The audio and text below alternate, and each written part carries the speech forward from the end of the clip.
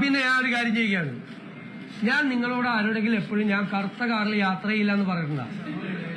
ഇന്നലെ 2-3 ന്യൂസിൽ കണ്ട് കറുത്ത കാറിൽ യാത്ര ചെയ്യില്ല എന്ന് പറഞ്ഞ് അന്ത കറുത്ത കാറിന് കുഴപ്പം. എന്നിട്ട് ഞാൻ ഇന്നലെ ഒരു കറുത്ത കാറിൽ കയറിയെന്നും പറഞ്ഞു. അതെന്റെ പ്രൈവറ്റ് കാറാണ്, വേറെ ആ സുഹൃത്തിന്റെയാണ്. എന്റെ വണ്ടി കേടായപ്പോ ഞാൻ അന്ന് പറഞ്ഞത് എന്താ? നിങ്ങൾ ചോദിച്ചു മുഖ്യമന്ത്രി ഉപയോഗിച്ച കാർ ഉപയോഗിക്കുമെന്ന് ചോദിച്ചു. അപ്പൊ ഞാൻ പറഞ്ഞു മുഖ്യമന്ത്രിക്ക് ഒരു പുതിയ കാറ് മേടിച്ചാൽ ഖജനാവ് ഇടിഞ്ഞൊന്നും വീഴില്ല.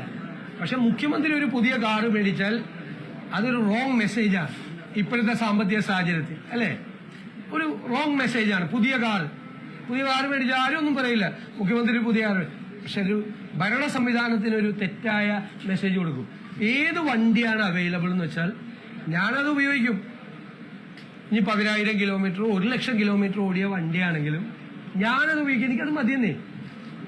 ഞാൻ ഭയങ്കര ലാളിത്യമുള്ള ആളാണെന്ന് അവകാശപ്പെടുകയല്ല.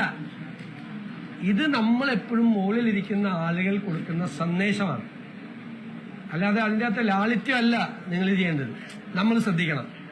അപ്പൊ ഞാൻ മറിച്ച് ഭയങ്കര വിലപിടിപ്പുള്ള ഒരു 2 കാറ് ഞാൻ വന്ന് മേടിച്ച് ഭയങ്കര സ്റ്റൈലായിട്ട് പോയാൽ നിങ്ങൾ ഒരു ദിവസമല്ലേ വാർത്ത എഴുതുള്ളൂ. അത് കഴിഞ്ഞാൽ പിറ്റേ ദിവസം പോലും മറന്നുപോയില്ല. എനിക്ക് ആ കാര്യം പോകാല്ല. പക്ഷെ അതല്ല, അത് നൽകുന്ന ഒരു തെറ്റായ സന്ദേശമുണ്ട്. അതൊക്കെ ശ്രദ്ധിക്കണം. അപ്പൊ വെറുതെ ഈ പറഞ്ഞെന്താന്ന് കേൾക്കാതെ കറുത്ത കാറിൽ സഞ്ചരിക്കില്ല എന്ന് പറയാം. എനിക്കെന്താ, എന്നോടെന്താ വല്ല ജോത്സ്യം പറഞ്ഞിട്ടുണ്ട് കറുത്ത കാറിൽ സഞ്ചരിക്കരുത്? ഇന്നലെ അടിച്ചു വിടുവാണ് വാർത്ത. ഞാൻ നോക്കിയപ്പോ ദേ പോകുന്നു കറുത്ത കാറിൽ പോയില്ല എന്ന് പറഞ്ഞിട്ട് അങ്ങനെയുള്ള വാർത്തയൊന്നും ചെയ്യും.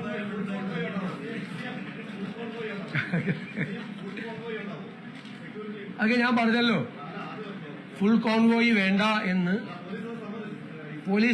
പോലീസ് ഞാൻ എസ്കോർട്ട് കൂടി വേണ്ട എന്ന് പറഞ്ഞത് സമ്മതിച്ചില്ല. പോലീസ് 3 വണ്ടി കൂടുതൽ കോൺവോയിൽ. നേരത്തെ പരാതികൾ 30-40 വണ്ടികൾ, ആംബുലൻസ് ഒരുപാട്. അത് ഞാൻ അദ്ദേഹത്തെ കുറ്റപ്പെടുത്തിയല്ല.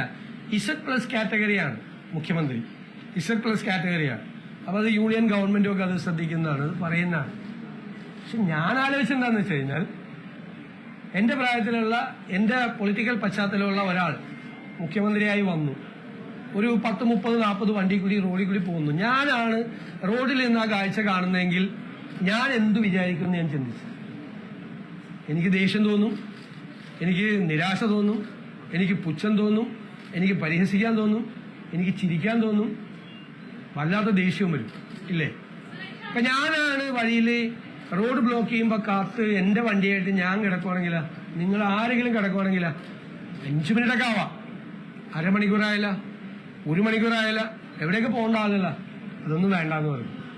അത് ഞാൻ ആ വഴിയിൽ നിൽക്കുന്ന ഒരാളായി, അല്ലെങ്കിൽ ആ പോലീസ് സ്റ്റോപ്പ് ചെയ്തിരിക്കുന്ന അകത്ത് ഒരു കാറിലിരിക്കുന്ന അത്യാവശ്യത്തിന് പോകേണ്ട ഒരാളായി ഞാനൊന്ന് സങ്കല്പിച്ചു നോക്കി. അപ്പൊ ഞാൻ എടുത്ത തീരുമാനമുള്ളത് അത് വേറെ ഞാൻ ഭയങ്കര ലാളിത്യക്കാരനാണ്, ഭയങ്കര സിമ്പിളാണ് എന്നൊന്നുള്ളൊരു മെസ്സേജ് കൊടുക്കാൻ വേണ്ടിയിട്ടല്ല. പക്ഷെ ഇപ്പൊ നമുക്ക് അതൊക്കെ വേണം. ഇതൊന്നുമല്ല. ഞാൻ പണ്ട് ഓസ്ട്രേലിയയിലെ മെൽബണിൽ പോയപ്പോൾ ഒരു ഷോപ്പിംഗ് മാളിൽ നിൽക്കുമ്പോൾ അവിടുത്തെ ഡിഫൻസ് മിനിസ്റ്റർ ഒരു കാറിൽ വന്ന്, അദ്ദേഹം ഭാര്യയായിട്ട് വന്ന് ഡ്രൈവ് ചെയ്ത് വന്ന് ഷോപ്പിങ്ങിന് പോണ ഞാൻ കണ്ടിട്ടുണ്ട്. 15 കൊല്ലം മുമ്പാണ്. ഞാനപ്പോൾ തലയിൽ കൈവച്ചു.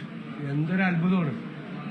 ഞാൻ ഇപ്പൊ ആലോചിക്കുന്നത് അങ്ങനെ പോകാൻ പറ്റുന്ന ഒരു കാലത്തേക്ക് നമ്മുടെ കേരളം കൂടി വരട്ടെ എന്നാണ്. ഏത് വേറെ സമരവും പ്രശ്നവും തടയലും പിടിയലും ഒക്കെയുള്ള സംസ്ഥാനമാണ് കേരളം, അല്ലേ? അതൊക്കെ കൊണ്ടായിരിക്കാം മന്ത്രിമാരും മുഖ്യമന്ത്രിമാരും സംരക്ഷണവും പിന്നെ പലതരത്തിലുള്ള ഇന്റലിജൻസിന്റെ റിപ്പോർട്ടും ഒക്കെ കൊണ്ടാണ്. ഞാൻ എനിക്ക് മുന്നിലിരുന്ന ആളുകൾ കൂടുതൽ വാഹനം ഉപയോഗിച്ച് തെറ്റു പറയില്ല.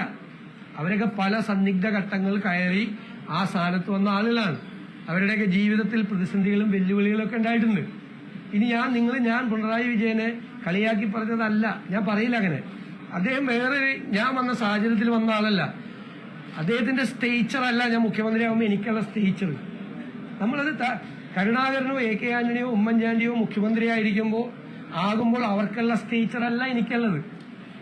ഞാൻ ഇതെല്ലാം ആലോചിച്ചിട്ടാണ്. അത് വേറെ തരത്തിൽ അത് വ്യാഖ്യാനിക്കണ്ട. നമ്മൾ നമ്പർ ഇറക്കുകയാണെന്നോ അല്ല, വേണ്ട. അത് നമ്പർ 2 ദിവസം നിൽക്കുള്ളൂ, അല്ലേ? അതല്ല. അതുകൊണ്ടാണ് ഞാൻ ആലോചിച്ച് ഉറച്ച തീരുമാനം പണ്ട് എന്റെ മനസ്സിലുണ്ടായിട്ടുണ്ട്. മുഖ്യമന്ത്രി ആവുമ്പോൾ അങ്ങനെ ചെയ്യണമെന്നല്ല. അത് ശരിയാണ്.